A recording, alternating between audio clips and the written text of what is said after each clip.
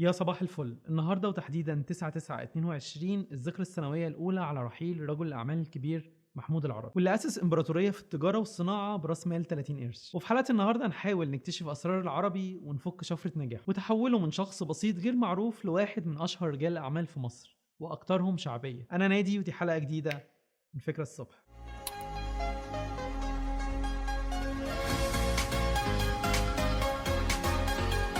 في البداية عاوز أرحب بأي حد جديد بيشوفني لأول مرة، وعاوز أقول لك باختصار كده أنا بقدم هنا أفكار الهدف منها إنك تطور في شخصيتك وتغير حياتك للأفضل. فلو مهتم بالنوع ده من المحتوى ما تضيعش الفرصة وانضم لعيلة فكرة الصبح من خلال الاشتراك في القناة وتفعيل النوتيفيكيشن. في 9 سبتمبر 2021 توفى رجل الأعمال الكبير محمود العربي، صاحب إمبراطورية العربي الشهيرة. واللقطات اللي انت بتشوفها دي من جنازته واللي بتعبر عن مقدار حب الناس ليه وتقديرهم لإنسانيته وفعله للخير قبل تقديرهم لنجاحاته. محمود العربي اتولد في 15 إبريل سنة 1932 في قرية أبو رقبة مركز أشمون التابع لمحافظة المنوفية، وكان والده بيشتغل في الزراعة، وبسبب الظروف المادية وقتها ما قدرش والده يدخله المدرسة لكنه ألحقه بكتاب القرية. لكن محمود شكله كده كان بيهوى التجارة من صغره، وابتدى أول مشروع استثماري ليه براس مال 30 قرش اشترى بيهم بلالين وبومب وباعهم للأطفال في العيد، وقدر يحقق منهم 10 قروش مكسب، وده خلاه يكرر الفكرة دي كل عيد لمدة 4 سنين. ولما كمل 10 سنين سافر مع أخوه القاهرة وبدأ أول عمل ليه في ورشة تصنيع عطور، لكنه ما استمرش فيها أكتر من شهر علشان كان حابب العمل في التجارة. وبعد كده اشتغل في محل عم رزق في الموسكي، واللي كان متخصص في بيع الخردوات ولعب الأطفال والأدوات المكتبية. وهناك اتعلم أول وأهم قاعدة في التجارة، وهي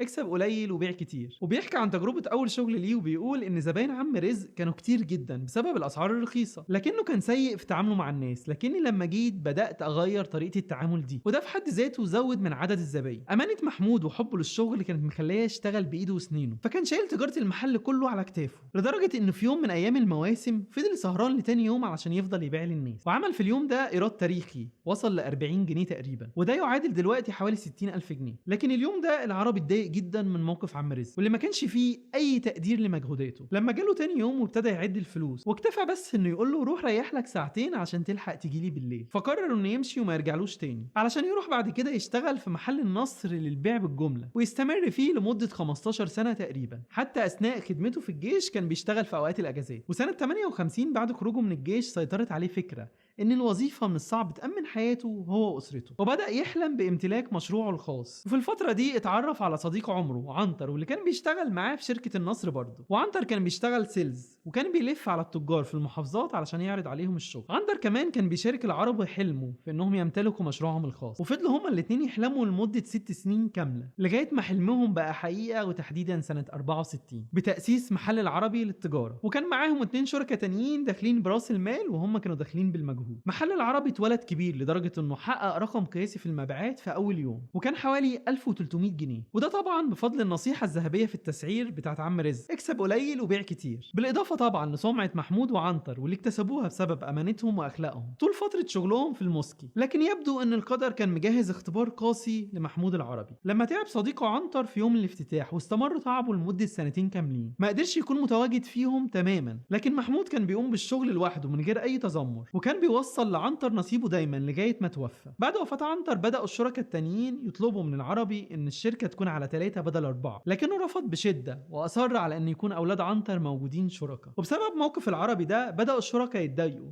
ويكون في مشاكل ما بينهم، وانتهت المشاكل دي بان محمود اخذ محل اكبر وساب لهم المحل القديم. وتفضل مستمره شراكه العربي مع اولاد عنتر لغايه ما يكبروا ويبقوا في الجامعه ويطلبوا هم فض الشراكه علشان ينجح العربي في اختبار القدر ويبان معدنه الاصيل، ويبدا محمود يتعامل مع السوق ويتطور مع تطوره. فمثلا لما الاستيراد اتوقف بدا هو يصنع الوان شمع وعمل لها حمله اعلانيه في التلفزيون، والالوان دي غرقت مصر كلها. وبعدها اسس مصنع لتصنيع الادوات الهندسيه زي البرجل مثلا. لما السوق اتغير تاني وبقى في اتجاه لاستيراد التلفزيونات والاجهزه الكهربائيه، بدا العربي يطور تجارته وحولها لتجاره اجهزه كهربائيه، عشان بعد كده يجي اندو وهو مندوب لشركه توشيبا بعتوه مصر علشان يتعلم اللغه العربيه ويدور لهم على وكيل ليهم، وما لقاش افضل من العربي عشان يرشحه لمجلس الاداره، واللي فقرروا يبعتوا فريق في زيارة مفاجأة سنة 1974. وفي الزيارة دي خدوا قرارهم ان العربي ما ينفعش يكون وكيل ليهم، علشان لما دخلوا الشركة لقوه راجل بسيط قاعد في وسط عماله ومفيش مكتب ولا حاجة. لكن بعد ثبات موقف اندو ان مفيش افضل من العربي في مصر علشان يكون وكيل ليهم، وافقوا ان يجربوا معاه لمدة سنة ويشوفوا بعدها المبيعات عاملة ازاي. وفعلا بعد مرور سنة 1975 قررت شركة توشيبا اختيار العربي انه يكون هو الموزع الوحيد لمنتجاتهم في مصر. لكن محمود العربي ما كانش عنده سقف لاحلامه، واللي قرر في اول زيارة ليه لليابان انه ما يكونش مجرد موزع، وانه لازم يتجه للتصنيع علشان يضيف قيمة لبلده واولاد بلده، وخصوصا بعد ما شاف ازاي مصنع توشيبا بيشتغل وازاي التصنيع بيتم بمنتهى الدقة والحرفية. حلم العربي ده كان على أرض الواقع مستحيل تنفيذه. ولما عرض الفكرة على إدارة شركة توشيبا رفضوا رفض قاطع، وقالوا له أنت يا دوب بقالك سنة معانا ولسه واخد التوكيل بالعافية. لكن العربي كان عنده حلم ورغبة وأحلامه مش بتعرف المستحيل، وفضل يلح على إدارة توشيبا كتير، ولكن كل مرة كانوا بيردوا برفض قاطع، لغاية ما قرر يغير طريقته معاهم وياخد خطوة جريئة ويسافر لتايوان وكوريا وهونج كونج، ويجمع من هناك عروض اسعار لشركات متخصصه في تصنيع المراوح. واخد عروض الاسعار دي وراح على توشيبا على طول، وقال لهم دي شركات مستعده تساعدنا في تصنيع المروحه، وهيبداوا معانا في تصنيع 40% محلي لغايه ما نوصل ل 100%. توشيبا ما كانش قدامها غير انها توافق على تصنيع المروحه في مصر، لانها في الوقت ده تحديدا ما كانتش تقدر تخسر العرب، واللي كان بيوزع لهم في المراوح بس اكتر من 50,000 قطعه. ويوافق مجلس اداره توشيبا اخيرا على شروط العربي في التصنيع، واللي بتبدا من 40% محلي وتزيد لغايه ما توصل 100% خلال 7 سنين. العربي ما اكتفاش بتصنيع المروحه بعد كده، وبقى بيصنع كل حاجه تقريبا، وتوسع اكتر واكتر عشان بعد سنين من التعب والنجاح تبقى امبراطوريه العربي اللي احنا شايفينها دي مثال قوي على قيمه الحلم والعمل الجاد وقيمه الحب والانسانيه والعطاء. لو ركزت في الجزء اللي اتكلمت عنه من حياه العربي هنكتشف كام حاجه كده اعتقد انها كانت سر نجاحه. اول حاجه انه كان انسان بمعنى الكلمه. العربي في مذكراته قال انه لما كان بيحلم بمشروعه كان لسببين: الاول ان يبقى معاه اسلحته اللي يحمي بيها اسرته من الفقر والاحتياج، والتاني انه يوفر فرص عمل اكتر